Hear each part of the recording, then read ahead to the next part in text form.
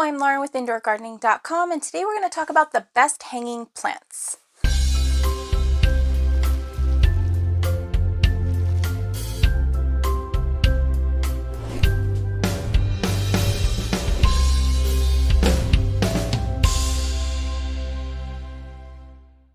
Choosing hanging plants can be a little bit tricky because when you hang a plant, they actually have less humidity and more heat. They dry out more quickly. So some plants, if you were to hang them, would end up needing to be watered every single day or multiple times a day. They would also have their foliage dry out, and it just wouldn't work out so well. So we already went through and did all of the work for you, and here are 6 of the best hanging plants for you today. First up is a classic for a reason. This is a timeless, beautiful plant with heart-shaped leaves, and they vine and they trail everywhere, and they are absolutely stunning plants. Oh my goodness. Heartleaf Philodendron. You can also check out a neon heartleaf philodendron and then a philodendron micans as well. Heartleaf philodendrons have bright green, almost emerald green leaves. The neon philodendron is like a highlighter yellow color. And then you have a much darker evergreen, more vibrant color with the micans. They also have a velvety texture versus the glossy texture of the other two. Combining all of these into hanging plants can definitely add a whole extra dimension. You can have individual pots of them or all in one pot, but they are all amazing to grow. Definitely can't beat Heartleaf Philodendron for a hanging plant. These are stunning, thick-leaved, succulent-like, vining, trailing houseplants. They are absolutely incredible, and they grow everywhere. They put off these giant strands and try to grab onto things. You will see them trying to hook onto other climbing plants, creating giant walls of greenery. It's fantastic. Hoya are absolutely incredible. They're very drought tolerant as well. They do need a lot of light, so make sure wherever you're putting them has either a good grow light, have a video about that here, or that they are in a great window with light shining directly on them for most of the day, because they love their light. They will not thrive very well without it. That's the only caveat with this plant. They grow prolifically, they grow very quickly depending on the plant that you get. Hoya carnosa Crimson Princess and Hoya carnosa Crimson Queen are fantastic examples of this. You get beautiful variegated foliage for very inexpensive, and they last for so long. They're so easy care because you don't have to water them very often, so when you hang them, you're not going to be up there climbing on a ladder or something every couple of days or twice a day, depending on where you're at. These plants will last a long time as long as you give them the light. Give them the light, water them when their leaves are soft, easy peasy. Another really easy care plant is a golden pothos. Golden pothos are just like Heartleaf Philodendron in the sense that they vine and they have heart-shaped, almost spear-like leaves, a little less heart-shaped than the philodendron we talked about earlier. They come in a yellow and green marbled variegation. They can also have splotches of white in them too, which is incredible to see. It's absolutely beautiful plant, and it grows so quickly.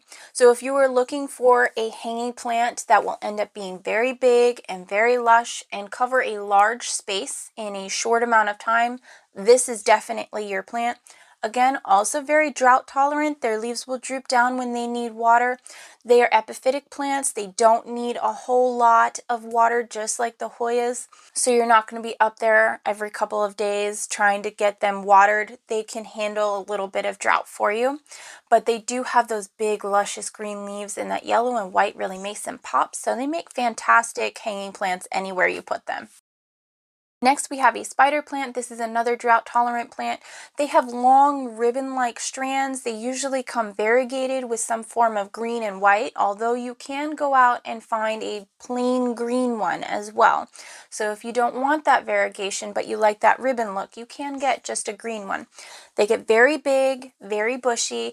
They put off long runners that have little baby spiderets on the bottom, and they will produce more little spiderets and sometimes even flower from that stem as well. Overall, it just makes the plant look a lot more bushy, and it's much more easy to take care of them hanging than sitting on a shelf somewhere because they sprawl out so much and they try to get in your other pots.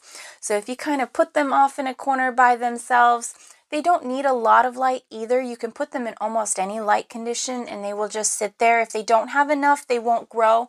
If they have plenty, then they'll grow prolifically. So you can kind of control what it does with that as well. Very easy care, fantastic plant. Again, also very drought tolerant. You're not going to have to water this more than every couple of weeks or so, maybe even once a month, depending on your conditions. We do have a spider plant care video, so if there's something that you struggle with, but you really want to give this look a try, definitely go check that video out so that way we can get you some help. Next, we have Rhipsalis, which are kind of a funky, cool plant. They come in a lot of different varieties and textures. Generally, they're green. They're also known as jungle cactus, which is pretty fantastic. They don't like to dry out as much as often as the other plants. It really depends on the specific Rhipsalis that you have. If you have a thicker leaf Rhipsalis, they can hold on to more water, they can go longer and are more drought tolerant. If you have a thinner, more viney, stringy type of Rhipsalis, then those ones are going to need a little bit more water, a little bit more often. So you do have to check them a little bit more than the other plants that we mentioned on this list, but they're so fantastic and so unique looking with their different textures that they absolutely had to be on this list. We do not recommend placing them somewhere where you're going to have to get a ladder every time you want to water this, because you might miss some waterings and sometimes they won't be able to handle that, especially if they're a thinner leaved Rhipsalis. Another plant that gives a very, very unique look is String of Hearts. They are literally vining strings of little teeny tiny hearts. You can get variegated, non-variegated. You can get silver glory ones, which have a beautiful powdery silver sheen to them. They grow on the cliff sides of the mountains in South Africa, so they are very, very drought tolerant. Just give them a little bit of water. They'll soak up that water, hold it in their little rooty bulbs, and they will last a very long time. Just water when their leaves start to curl up a little bit, or if you feel the foliage at the base of the plant and it's soft and flexible, then you want to go ahead and water them. The more plants that you have in the pot, the more beautiful of a hanging plant it's going to be. They also grow very, very quickly, and they are like Hoya in the sense that they love their light. So definitely beautiful, fantastic plants. Give them a shot. And there you have it, a list of the best hanging plants. Let us know which one's your favorite in the comments down below. Be sure to check out indoorgardening.com. There's lots more information there, and we are always happy to help. Thank you so much for watching, and we'll see you in the next one. Bye!